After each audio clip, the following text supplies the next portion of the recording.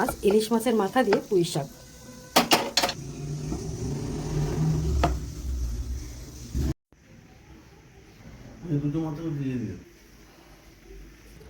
আজ হবে ইলিশ মাছের মাথা দিয়ে পুঁই শাকের চচ্চড়ি।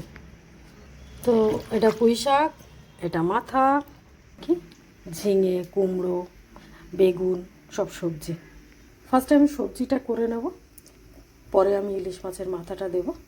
তো সেই কারণে আমি তেলটা গরম হোক, আমি নুন হলুদ মাখিয়ে একটু সাঁতলে নেব। ইলিশ মাছ তো বেশি ভাজতে নেই।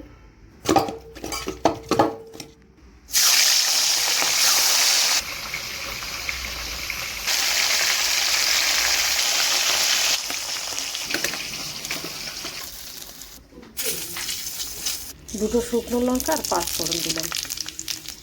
এবার দেবো সবজিগুলো।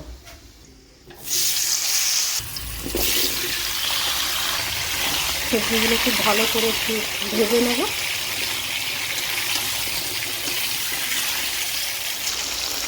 সেটা খুব ভালো করে আরেকটু ভেজে নেব 10 মিনিট মতো। কতগুলো কাঁচা লঙ্কা দিয়ে দিলাম, কারণ এটাতে তো লঙ্কার গুঁড়ো পড়বে না, সেই কারণে। এবার শাকটা দিয়ে দেবো, একটু হলুদ দিয়ে দেবো, এটাকে একটু নাড়িয়ে নিয়ে তারপরে দেবো শাকগুলো।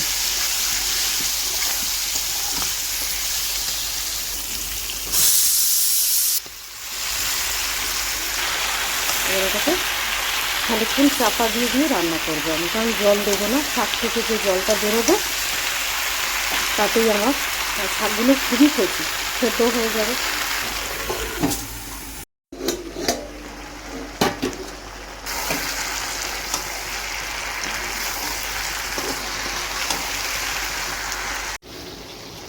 এই যে জল বেরিয়েছে, জলটা শোকাক, তার অপেক্ষা।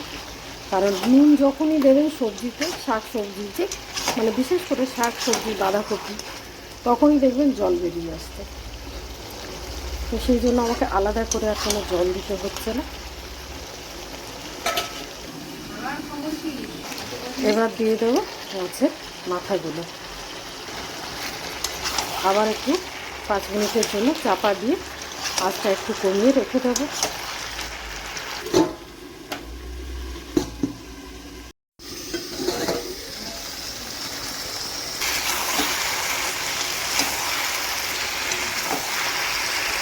নুন মিষ্টিটা স্বাদ অনুযায়ী, আমি একটু চিনি দেবো, কারণ রেখেটা পুঁই শাক।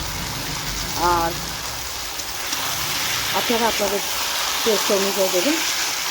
অনেকে আছেন ঠান্ডা মিষ্টি, আমার বাড়িতে একটু মিষ্টি খায়। আর বিশেষ করে এই যে ছ্যাঁচড়াতে এটা সবার বাড়িতেই খায়, আপনাদের ফলে আপনারাও দেবেন।